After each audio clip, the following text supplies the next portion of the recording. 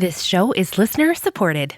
You can join us and help our show grow to support more adoptees by going to adopteeson.com/partner.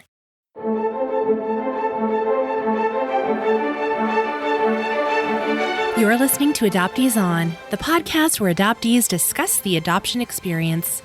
I'm your host, Haley Radke, and this is a special episode in our healing series where I interview therapists who are also adoptees themselves so they know from personal experience what it feels like to be an adoptee. Today is part 1 of my conversation with Pam Cordano on hidden dignity. Let's listen in. I'm so pleased to welcome back to Adoptees On, Pam Cordano. Hi, Pam. Hi, Haley.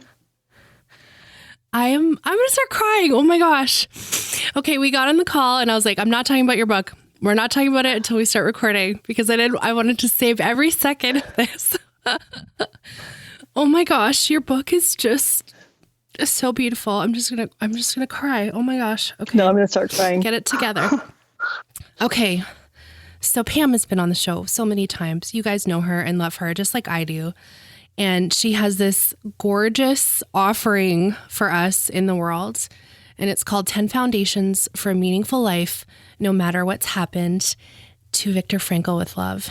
And I was reading through it and just crying and having all these like light bulb moments and just being like, okay, well, what if you just read us the whole book on the show? Like that would be, that would just be so delightful. It's such a gift to read your words and just to know the heart you have for adopted people and the freedom you want them to have and the things you've learned in your lifetime, many of which you've shared with us on the show before. And I don't know what to say. Just thank you. And I'm so proud of you. And oh my gosh, I'm hugging your book because you're far away, but. Thank you, Haley. It means a lot to me. I mean, yeah, it's a big deal for any of us to put our hearts on the line and our stories on the line and our opinions on the line. It's hard and vulnerable. Mm-hmm. It's a big deal. And you share some very, personal parts of your story that are like, I wonder if people know that about you. You have really some painful snippets of your life that have impacted you so deeply. And talk about vulnerable. I mean, incredible. Mm. Okay. I'm going to stop gushing. Yikes. Okay. One thing you and I have talked about sort of off air in between our conversations over the years is how many adoptees we see kind of get stuck. And we look back at our circumstances and we've emerged from the fog and we're like, man, adoption sucks. Mm-hmm. It really screwed up my life. And then we kind of get stuck there. Yeah. Can you talk a little bit about that? Well, I'm 55 almost. I'm 54 and a little bit, or I'm almost 55. And I know what that's like because I lived there most of my entire life in that place of being really angry and being full of grievance and so aware of the injustice of it all. And I know that place really, really well. In fact, I know the place and I know what it's like to believe that's the only place and to not see an exit door and to not think that an exit door makes any sense at all. And to even think that, to believe that to leave my grievance would be to leave my soul. That it's the truest thing about me, that if someone doesn't understand what happened to me and how unfair it was, and no matter what things look like on the surface, what a bad deal I got, not just with my early life and then not just with my adoptive family, but also with my whole reunion with both parents and their families, then they don't know me. And so to know me is to know my grievance. And without that, I'm not known. That's how I used to feel. The line in the book that you have is, you say, until later in life, I didn't want to abandon my grievances. I thought they were my deepest truths. totally. Like, period.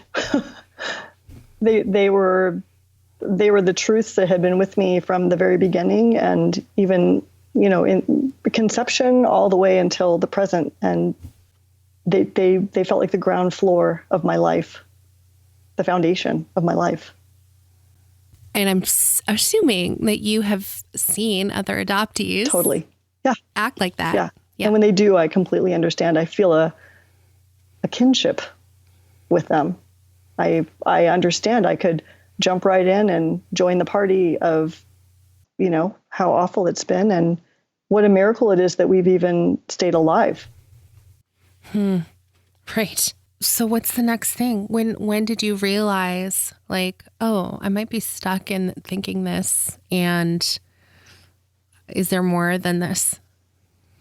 I think it's been a really gradual process. I've always been a person that's been going to therapy and things like that I've talked about before on the show. One part was, and it was through writing the book that I really got clear about this, that the only reason I could work with cancer patients, even before I had cancer, and the only reason that cancer patients were really the only people I wanted to work with were because they were living in a life that was half alive and half dead, and they had their own grievance. Like, well, why me? Why my body? Why this disease? My kids are toddlers. I don't want to leave them. I haven't had my fair shake. I haven't had kids yet, and now my uterus is gone. And they had their own version of grievance. And of course, my bias is that adoption is the hardest thing because it happened from the beginning. So our brains were so not ready to deal with all that we had to deal with. So I, in my heart, feel like that was worse.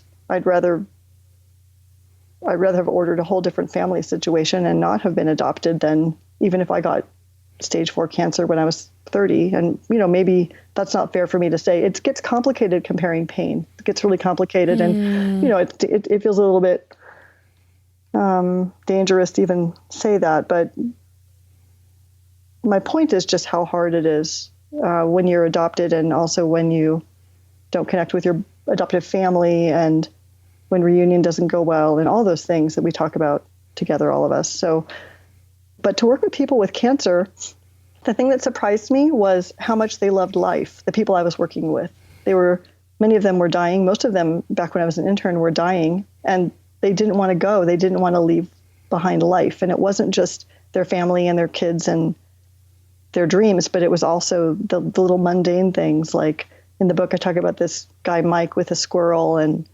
there were lots of stories. A woman the day before she died in a hailstorm, and who was in love with the hail. And I use the word rapture. She felt rapture from this hailstorm. And so I was seeing how much people that were not me loved life. And it was just a bit of I could see it through their eyes a bit, because death was on the table. So because death was on the table, and suffering and injustice, then I could hear them when they talked about life. But the happy people that just want to talk about the happy things, I couldn't hear them. All that came up for me was the grievance, and thought, well, try being in my shoes and then talk about how nice your Thanksgiving was, or whatever I might think to myself. It seems like such a big shift, though, to go from the victimhood mentality, which I think is what it is, to being like, okay, so then what? What's the next thing? Well, another thing is, and this is all throughout spiritual and religious literature, is the idea that a grievance hurts us more than it hurts the people we have a grievance against. And on an intellectual level, I found that really interesting. It's like, okay, so am I doing something that hurts me more than that person or those people? That's even more unfair if that's the case. So, but to think that and to try that on intellectually is completely different than being able to feel it. So I spent years not wanting to have grievances and wanting to get the grievances out of my body and out of my mind. And my mind would just go around and around and around and around with the same old grievances and the triggers and the storylines and the intrusive thoughts of like people in my birth family that I didn't want to be thinking about, or imagining what they were doing without me, or this and that and the other thing. It was like intrusive thoughts of the grievances. Does that make sense? Yeah. So absolutely. So I would say that it took a really long time, because I wanted to be done with my grievances because they were hurting me so much. I mean, my mind was tense, my brow was furrowed, my shoulders were tight. I woke up angry. I was angry during the day, much more angry than I acted in the world. I would put on sort of a nice act. I'm a therapist after all. Angry at night. Like, I was just angry. And we talked before with my kids, and, my kids would act entitled or spoiled or something. And I would just feel like I feel enraged. Like, they have no idea how much they have compared to what I had. And they want this or they want that. Like, it's ridiculous, So I hope you can see, I know this land of grievance. I know grievance land. And how does it feel to be the therapist and, you're guiding someone through a challenging time and you're giving them these tools and you're listening to them, and yet on the inside, I don't know, what's your self-talk like? Really, this is what we're talking about, Well, I tend to see people with really big problems. And that's who I really like to see. I see people who are suicidal. I see people who are paralyzed. I see people with very serious cancer and other illnesses. I see people who have had traumatic loss. And I see people who are adopted now more than I used to. And so usually who I have worked with, I don't have that thought much. Okay. And even if I did, I would kind of feel sorry for them. If somebody had a wonderfully sort of easy life and they're complaining, I would sort of be, I think I'd be curious, like, what is on the human level, like, what's this? How strange. I think like an alien to me. And like, is this really what we're talking about, or is there something below that? Exactly. Right. Yeah. Okay. Yeah. Okay. I'm trying to get the therapist dirt, Yeah. Yeah, we could do that. No, I'm joking. But yeah, so wow, you're seeing really challenging things happening, and also understanding that you yourself have had this challenging thing happen. And so moving from grievance to what? Forgiveness? Is that the next thing, or is there something in between there? Okay, step one was I started to recognize the amount of pain the grievances were causing me, physically, emotionally, mentally, in relationships. So I was, often they say the first step is awareness. So I became aware of the cost to me of all my grievances. And so then I didn't know what to do about them. And I used to hate the word forgiveness. I still kind of do, because it's not easy to forgive. And so actually, I've studied grievances to try to understand what's the anatomy of a grievance. How do we literally create a grievance so that then I could uncreate my grievances? So there's this guy, his name is Fred Luskin, and he has this project at Stanford called the Stanford Forgiveness Projects, with an S at the end. And he has a book called Forgive for Good. And my favorite part of his work that I read was that, oh my gosh, this is going to be interesting to put out into words. This is actually in my book, but there's a recipe for a grievance, and here's what we have to do. And I'll use myself as an example. I had an intern who warned me she did not get along with women. So that's the most normal thing in the world. She's just warning, we're going to work together, and she's warning a woman that she doesn't get along with women. Okay, that's nothing's happened yet that's out of the ordinary. That's how she feels. That's what she does. So the second thing is, we worked together for about 2 weeks, and then she fired me. And I was so offended. But the second thing we have to do then is make ourselves the center of the story. Somehow she was doing this thing to me. I had generously opened my practice to her. I had done my best to take good care of her and help her become a therapist. And she, has the nerve to somehow decide that I wasn't good for her and fire me. And I was just so offended. So I put myself now in the center of the story. as if this is entirely about me.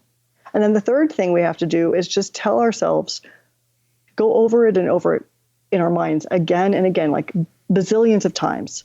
And I did that for probably like 3 years. I just went over it and over it. I was so offended. And I would see her in town and I would hear her name come up and I would, see her at events. And I was just full of grievance and just so mad at her.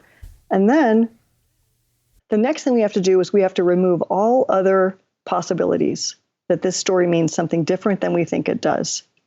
So, my story is she screwed me over. I opened my heart to her and she screwed me over. And you can probably hear the adoptee in here, right? Like there's a woman rejecting me. What does that feel like? It's, of course, I'm super, super triggered by it, but nothing else is now possible. It's not that she might have trauma from her past with her mother, and she may just, legitimately have trouble with women, and it may not be personal about me at all. And she might have wanted it to work, but it just didn't. And she might have felt awkward about changing supervisors. So she might have just done it awkwardly or suddenly. And, and maybe since then she's done more work on her relationship with women and her mother, and she's free of it now. And maybe it wouldn't turn out this way. It's just not so personal. So then we remove all other possibilities, and then that's how we have a grievance. So I started to try to imagine with some of my grievances, once I started learning this formula, how to back it all up. And I used to laugh to myself about the part about making it so self-centered. And it was a relief. It was like, okay, well, if this story isn't so much about me, then that feels better, because adoption felt so much like me. Like adoption, the fact that I was adopted felt like entirely about my inherent lack of worthiness. It was the proof that I wasn't worthy to be here in the world. So I might have said on the show to you before, but I felt full of humiliation and shame about being adopted. So, and I felt humiliated that this intern would fire me publicly. It was like everybody was going to know. It's part of the story, the grievance story. Is this too convoluted, or is it okay? No, it's so interesting, because you're giving this example of, I don't want to negate it in any way. Like, it's this small example of something that happened to you, but it's had a big impact, right? You said you thought about it for years and it was this big thing. And then taking that back to the example of I'm adopted. It's like your whole life structure revolves around that. Yeah. It's not this like 2-week interaction you had with this person. No. Right. So, right. Okay. Wow. And I think what worried me about myself, it doesn't worry me now, because I've something has shifted inside, which is why we're even talking about this. And you're asking about how did that shift happen?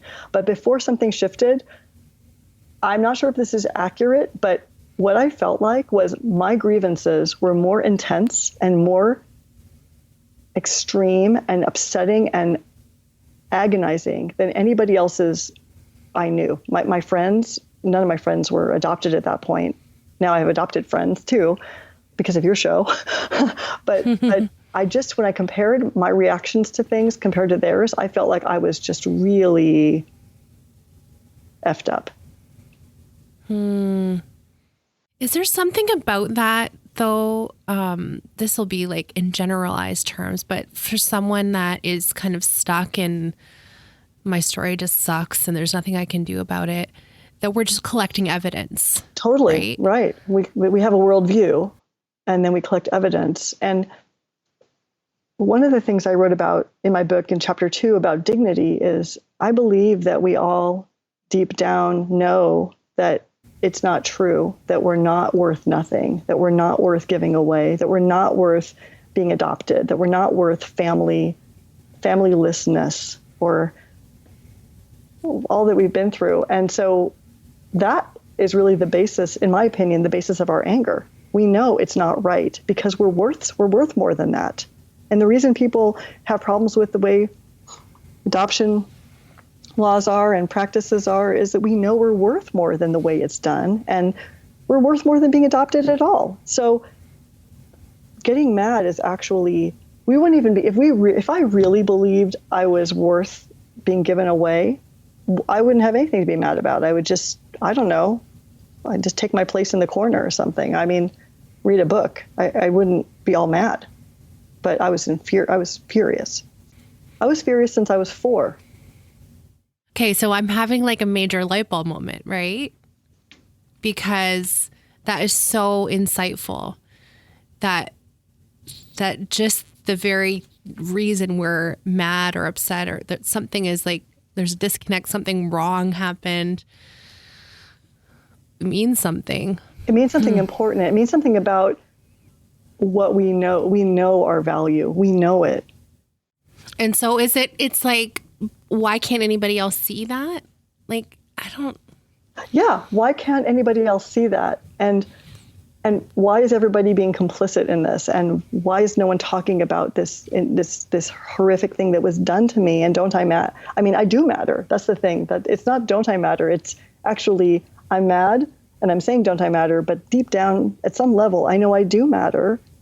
And this is just wrong. And I need more overt love and acknowledgement of what this has been. I'm thinking about all the people that write to me once they've heard a few episodes of the show. And usually when they do, the words that come are very much like, oh my gosh, I finally get it. I finally feel seen, or I finally feel understood. Like there's the validation. And I mean, holy smokes, how to have a moment that you're like, oh my gosh, someone else like gets it. Mm-hmm. Someone else sees that I am worthy. And why did this happen to me? Like, what is that moment? Oh my, wow. Yeah, I think that, and I did this, and I see this at the adoptee retreats that Ann and I have too, that people are angry and they're disconnected, and sometimes they're addicted, and they're all kinds of things railing against their experiences, but they don't yet have it put together that they, at some part of them does think that they're worth something, or else they wouldn't have a basis for being mad if they, I mean, the runt of the litter, when you think about, Charlotte's Web, or I don't know if you remember if there was a runt in that movie, but they're not off like setting the farm on fire. They're just like, they take their place.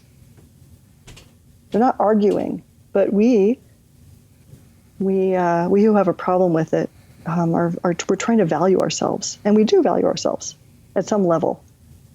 It just may not be connected up.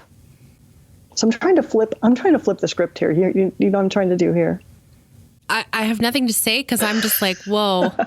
Whoa. And I read your book and I read it very thoroughly, and I super did not understand that in chapter 2. Like, it's just because I'm like, oh, I guess, right? You skim over things that you're like, oh, that she's not talking about me for that. Like, I don't think I have worth, Mm-hmm. Like there's something to that. Ooh, that feels yucky. But maybe the yucky isn't 100% yucky.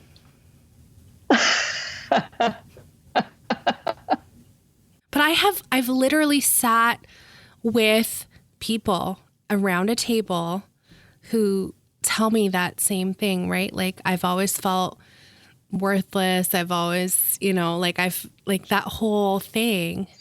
And to know that you're only expressing that because deep down you actually think you're valuable. Mm-hmm. Right.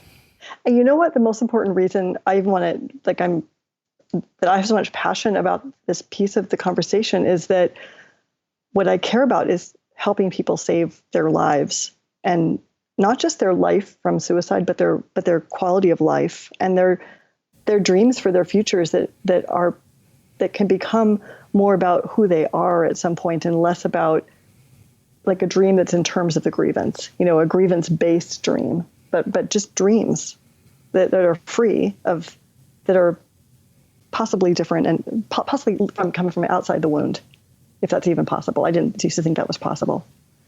The point of my book was I had to find a way to save my life. Like this book to me is about saving my life. And so then when I share that thing about dignity or some belief that we do know we have value underneath it all, I'm not saying that to be positive or make people think it's not as bad as it is. I'm saying that to help people see, like, if they can connect to that, then they've got the basis to start turning something around a little bit. Do you know what I mean? Like, dignity is power, and we have it. But even just that thought of saving your life, it's so profound, you know, and as I said before, you know, so many of us get stuck in the black hole of adoption sucks and why did this happen to me? And you see the anger in what they write online, you see the anger in person, the impact it's had, you know, constantly pushing people away. Like we all know people that are like that, or you recognize it in yourself probably. If I'm talking about that, am I talking about you? Yeah, definitely. So then... Yeah. Hating the world, hating people, hating me. Yeah. But a call to, like, what could life be if you can process some of that and find this meaning? And you know, so having a grievance is an active thing. It requires our minds, our emotions, and our whole bodies. It's a full-on experience having a grievance. And so if we start to notice how uncomfortable it is when we're in a grievance, which I did. I mean, like I said, I had muscle tension, I got headaches a lot, I had jaw tension, I had stomach aches from holding everything so tightly. I had rage at people. I had a feeling of overwhelm, like I could barely take one more thing. And I started to not want my body, I guess because I started to care about myself. I didn't want my body to feel so bad so often. So I started to try to practice having a softer body, even though that was counterintuitive, because when you're trying to save your life and protect yourself from humiliation and, you know, bad things, it's hard to like let that defense structure down.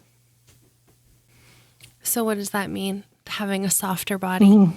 Well, I actually started with my kids. I was raising my kids and I would feel mad at them a lot. And I mean, I'm soft-pedaling this. I felt mad all the time, honestly, at them and everything else. And so I remember hearing somewhere, maybe it was at a retreat or something, I heard something about trying to parent with a soft body. And that was really like a revolutionary idea to me.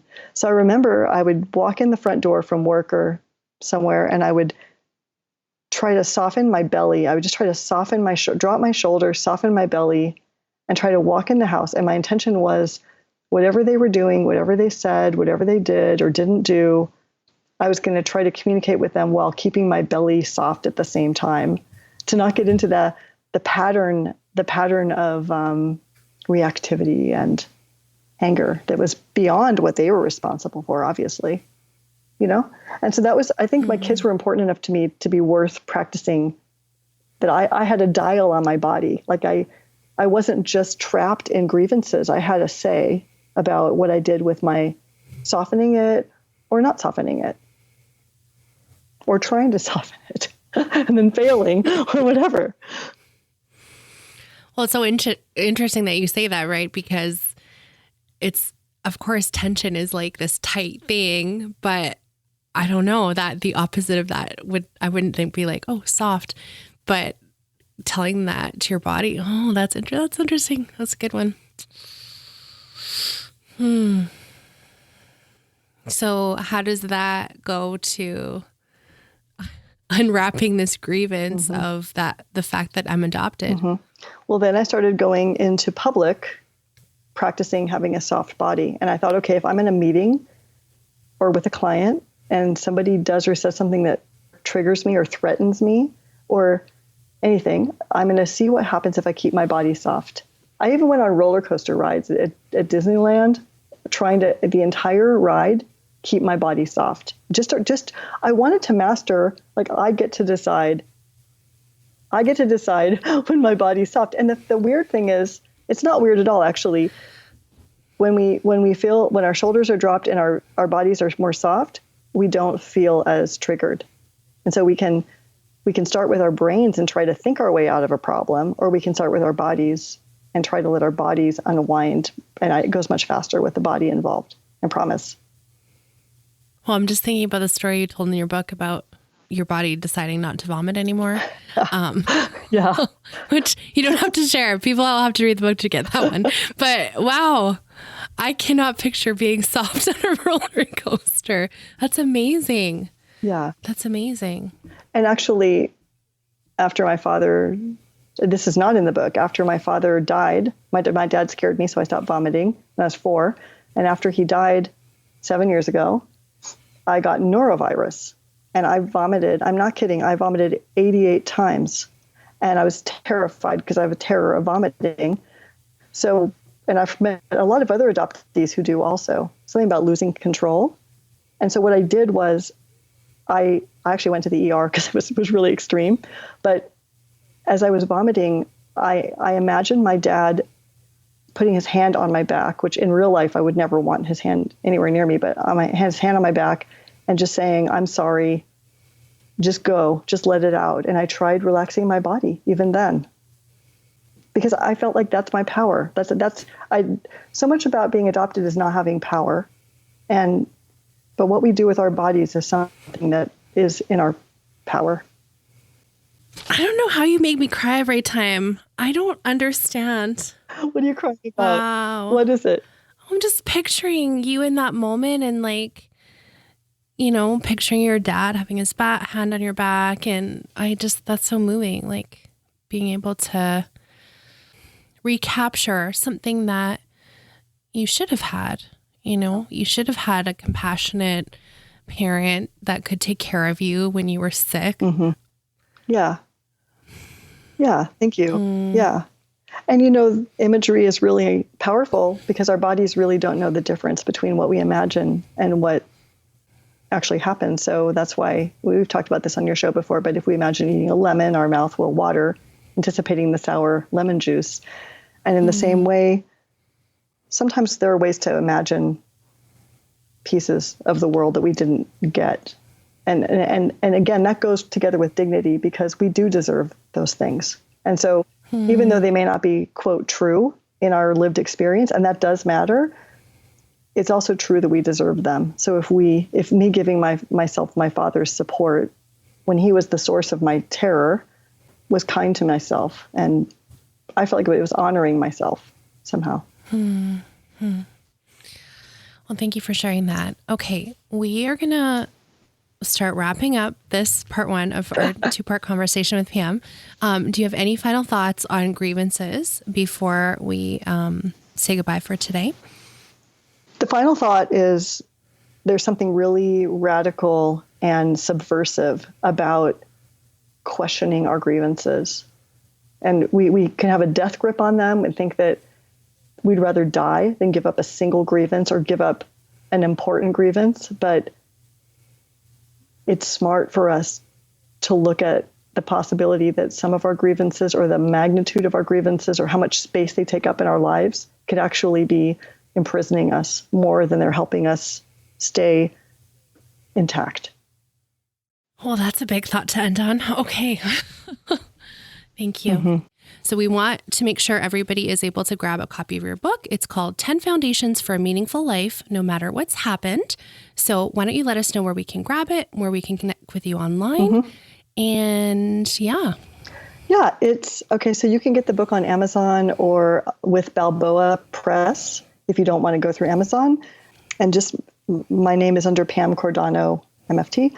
And my website is Your Meaningful Life, yourmeaningful.life, or pamcordano.com, same website. And my email is pcordano@comcast.net. And, one thing that we didn't mention, but your book is obviously 10 foundations. So you're talking about all these different foundations. And at the end of every chapter, you have all of these questions for us to answer and actual exercises. So I love that. So good. Thanks. All right. Thank you so much for sharing with us. Thank you, Haley.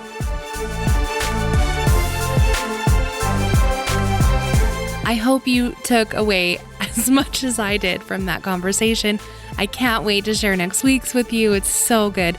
Please make sure you're subscribed in whatever podcast app you like to listen to. My favorite is Overcast. I love Overcast. It's so easy to use. I have curated playlists for myself if I'm going to be listening to adoptee shows or if I'm going to listen to true crime. I have different playlists for different moods. There's more than just those two, but those are, two examples I can think of. Anyway, I love listening in Overcast. If you want to make sure you get notified every single week, that's a great way to do it. Subscribe in your podcast app, and then it'll just pop up as soon as there's a new episode. Friday morning is when I release, and will just download automatically. And it's just such a dream. So easy to use. The Overcast app, if you're on Android, there's lots of free podcast apps you can download. And if you have an iPhone, you have a built-in podcast player. So go ahead and hit subscribe, and you will be notified next week when the part 2 of our 2-part series with Pam Cordano on Hidden Dignity is ready for download.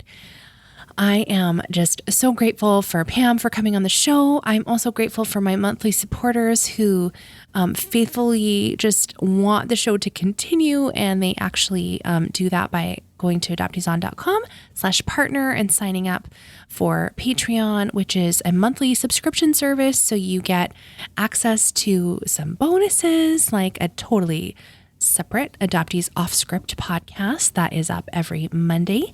And there is an Adoptees Only Facebook group, and there's some new things coming very soon. So you can watch for that. I'm just lots of cool things in the works. Anyway, I'm so thankful for my monthly supporters. If you want Adoptees On to continue to exist in this world, if you think healing episodes are important, if you want to hear more adoptee stories, and this is the place for it, then please consider joining my other monthly partners. Adopteeson.com/partner has those details for you. Thank you, my friend, for listening. Let's talk again next Friday.